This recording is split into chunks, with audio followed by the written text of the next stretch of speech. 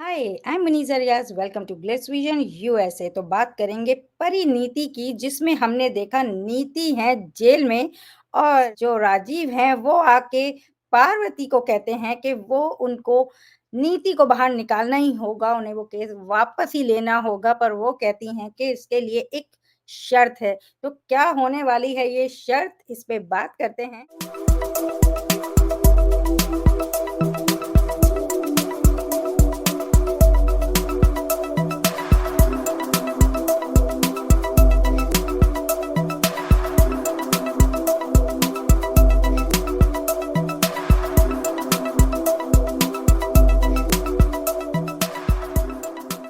पार्वती के पास आए हैं राजीव के भई नीति को बाहर निकालना है, तो क्या बोलोगे आप? काफी इंटरेस्टिंग जा रहा है। जो परी नहीं कर पाई, पार्वती कर रही है।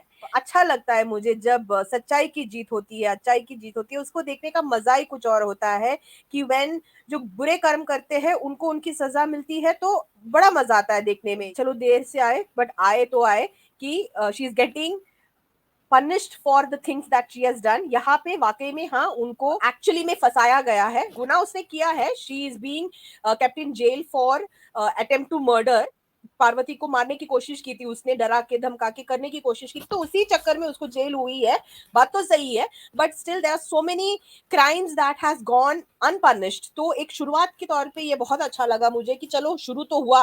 एंड वहां पे जब राजीव आते हैं वो बोलते हैं कि तुम्हें कैसे भी करके नीति को बाहर निकालना ही होगा, तो आई वाज लाइक क्यों भाई, कोई जबरदस्ती है, निकालना ही होगा। तुम लोगों ने देखा नहीं है कि उसने किस तरीके से पार्वती को चाकू के नोक पे रख के कन्फेस करवाने की कोशिश की थी कि बोल तू परी है, बोल तू परी है। तुम लोगों की आंखों के सामने हुआ था ना ये सारा कुछ।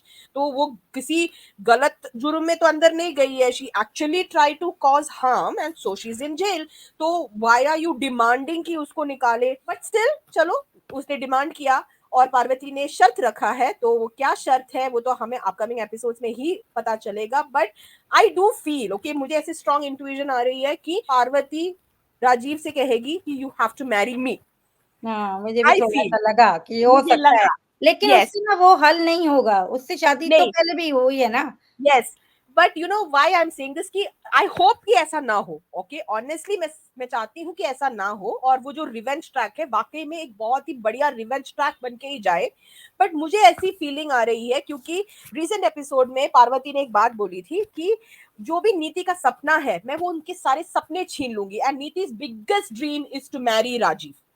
ये सब उसने किया है उसी चक्कर में। परी को मार डाला, बच्चे को मार डाला। All the things she has done has been with the sole intention, with the sole purpose of getting married to Rajiv.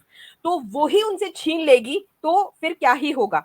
And same thing for Rajeev also. We know कि परी को एक गलत फहमी है कि राजीव भी नीति के साथ मिला हुआ है।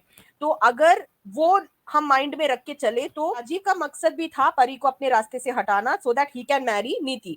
तो अगर पार्वती के माइंड से हम सोचे तो दोनों का ये करना, परी को रास्ते से हटाना, was to get married to each other।